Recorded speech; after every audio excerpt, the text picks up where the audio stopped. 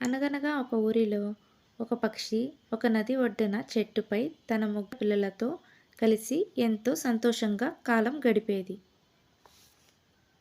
రోజులాగానే ఆ తల్లి పక్షి తన పిల్లల కోసం మేత వెతకడానికి వెళ్ళింది. అరే, ఈరోజు ఏంటి ఎక్కడా ఆహారం కనిపించట్లేదు? దేవుడా, నా పిల్లలు చాలా ఆకలిగా ఉంటారు. అరే, అక్కడ ఆహారం ఉన్నట్టుంది.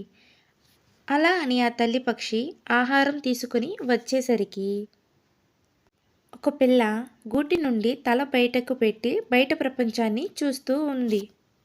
అది చూసిన తల్లి పక్షి పిల్లలతో, పిల్లలు, మీరు చాలా చిన్నవాళ్ళు. ఇలా పైకి చూసారంటే కిందకి పడిపోతారు, లేదా మన శత్రువులైనా మిమ్మల్ని చంపేయవచ్చు అని పిల్లలకు ముద్దుగా చెప్పింది. మరుసటి రోజు ఉదయం ఆ తల్లి పక్షి మేతకు వెళ్ళింది. అమ్మ మాట లెక్క చేయకుండా ఆ పిల్ల పక్షి మళ్ళీ గూటిలో నుంచి బయటకు చూడసాగింది. ఇంతలో వేగంగా గాలి వీయడంతో ఆ పిల్ల పక్షి నదిలో పడి కొట్టుకుపోయి చనిపోయింది. నీతి: పెద్దల మాట విననిచో ఆపదలు తప్పవు.